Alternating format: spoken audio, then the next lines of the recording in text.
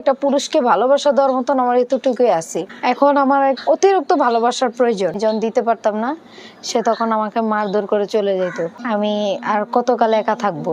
আমার একটা স্বামীর প্রয়োজন। আসসালামু আলাইকুম। জীবনে কিছু গল্প নিয়ে আমি আসছি, যে আমার সুখ দুঃখের কোনো গল্প নিয়ে আমি আসছি, বিস্তারিত সব ভাঙিয়ে বলার জন্য আসছি। আমার বিয়ে হয়েছে, আমার স্বামী নেই, আমার একটা সন্তান আছে, আমার জীবনে একটা ভালো মনের মানুষ চাচ্ছি, আমার একটা স্বামীর প্রয়োজন। আমি আর কতকাল একা থাকবো?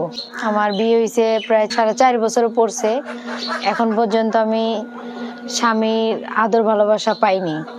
আমার সন্তান হওয়ার পরে আমি আমার স্বামীকে ছাইড়া দিছি। অনেকজনে বলবে যে 1.5 বছর তো আপনার স্বামী আপনার কাছে ছিল, তখন কি ভালোবাসা পান নাই বা তার কাছে কোনো পান নাই?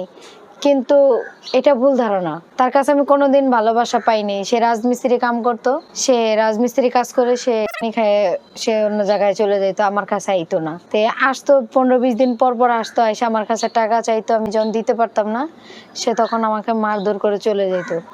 তখন আমার বাচ্চা পেটে, আমি বাচ্চা পেটে কালান থাকা অবস্থায় আমি মানুষের বাসায় কাজ করে খাইছি। আমার জীবনে অনেক কষ্ট, এই জন্য আমি আমার স্বামীকে ছেড়ে দিছি। ওই যে বললাম তো, আমার বাচ্চা ভুলবশত হয়ে গেছে। যখন আমার বাচ্চা পেটে 5 মাস, তখন আমি বুঝতে পারছি যে না, আমি সন্তানের মা হইতেছি। কথা আছে না যে না যেন অনেক কিছুই হয়। আমি কি করব, ভুল করে হয়ে গেছে, এখন তো আমি তো মা, আমি তো আর নষ্ট করতে পারবো না।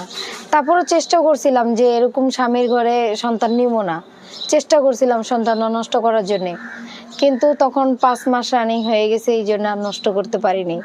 ডাক্তাররা বলছে যে আপনার শরীরের যে অবস্থা, আপনার বাচ্চা নষ্ট করলে আপনার এই সমস্যা হইব।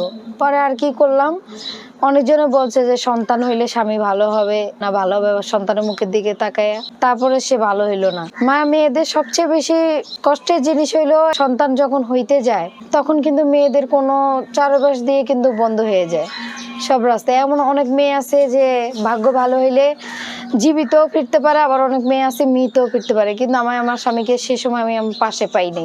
আমার স্বামী কোনোদিন আমাকে দেখতেও যায়নি। আমি যে হাসপাতাল 3 দিন ছিলাম, আমার স্বামী আমাকে 1 সেকেন্ডের জন্য দেখতে যায় না, যে আমার ছেলে হয়েছে না মেয়ে হয়েছে, আমার ওয়াইফ বাইসা আছে না মরে গেছে, আমার স্বামী আমাকে দেখতে যায়নি। আমার সবচেয়ে বড় কষ্টের জিনিস হলো এইটাই। যথেষ্ট পরিমাণ ভালোবাসা আছে, আমার বয়স এখনো কিছুই হয়নি। একটা 30-35 বছর বয়সের মহিলারও কিন্তু চাহিদা সবকিছুই থাকে, আর আমার 20 বছর মাত্র, আমি তার কাছে একটু ভালোবাসা পাইনি। এখন আমার মানে অতিরিক্ত ভালোবাসার প্রয়োজন। একটা সন্তানের বাবারও প্রয়োজন, কেন আমার সন্তানটাকে যে ভালোবাসবে, নিজের সন্তানের মতন পরিচয় দিয়ে বড় করবে। আর পার্সোনালি আমি আমার জন্য তার তরফ থেকে ভালোবাসা চাই। সে আমাকে ভালোবাসা দিবে, আমি তাকে ভালোবাসা দিব। আমার জীবনে আমি এরকম একটা মানুষ চাই। আমি টাকা পয়সা দিয়ে কি করব? আমার জীবনে আমি একটা ভালোবাসার মানুষ চাই, আমার ভালোবাসার কাঙ্গাল আমি। আমার স্বামীকে আমি যথেষ্ট পরিমাণ চেষ্টা করছি।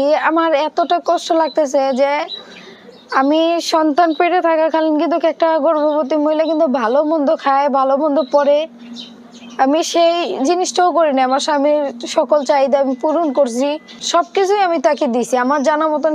আমি তাকে কোনো দিক দিয়ে কমতি রাখিনি, কিন্তু তারপরও আমি তারা ধরে রাখতে পারিনি। এখন যা হয়েছে হয়েছে, এখন আমি সামনের দিকে চাইতাছি আগায় যেতে। এখন আমার জীবনে আমি একটা ভালো মনের মানুষ চাইতাছি, যে আমার প্রথম স্বামীর কথা যেন আমি ভুলে যাই। সে আমাকে এত পরিমাণ ভালোবাসবে যেন আমি তার অবহেলা তার ভালোবাসা আমি এগুলা নিয়ে কোনো যেন জীবনের সামনের দিকে আগাইতে চাই না। এখন আমি নতুন করে আরেকজনকে নিয়ে আগাইতে চাচ্ছি। তার জন্য আমার তরফ থেকে আমার যত ভালোবাসা আছে, আমি আমার সব ভালোবাসা তাকে উজাড় করে দিব। আমার যত ভালোবাসা আছে, আমার দেওয়ার মতন তো তাকে দেওয়ার মতন আমার কিছুই নেই। টাকা পয়সা বাড়ি গাড়ি কোনো কিছুই নেই। শুধু আমি একটা নারী হয়ে একটা পুরুষকে ভালোবাসা দেওয়ার মতন আমার এতটুকুই আছে। যেহেতু মনের মানুষের দরকার, আমি এরকম একটা মানুষ চাই, সে যে আমার সঙ্গে যোগাযোগ করবে। আমার ফোন নাম্বারও আছে, অনেকজনেই তো ফোন দিবে, অনেক মানুষই ফোন দিবে, কিন্তু দয়া করে কেউ আমাকে অযথা ফোন দিয়ে বিরক্ত করেন না। যারা টাইম পাস করবে বা যারা 2 দিনের জন্য কথা বলতে আসবে, এরকম মানুষ যেন আমাকে ফোন না দেয়। কেন? আমি এগুলোর জন্য যাচ্ছি না। বা টাকা পয়সার জন্য না। আমি যাচ্ছি একটা ভালো মনের মানুষের জন্য, সুন্দর একটা মনের মানুষের জন্য, একটা ভালোবাসার মানুষের জন্য যাচ্ছি, যে আমাকে ভালোবাসবে, যে আমাকে বিয়ে করবে, এরকম একটা মানুষ আমি চাচ্ছি। আমার সন্তানের অসুস্থর কারণে আমি ফোন বিক্রি করে দিছি।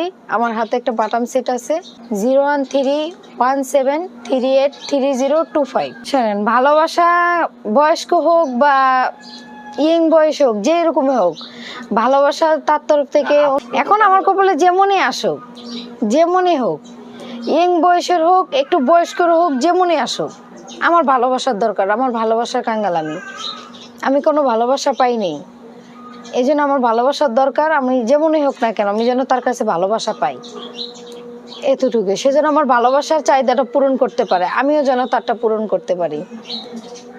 এরকম একটা মানুষ আমি চাচ্ছি আমার জীবনে।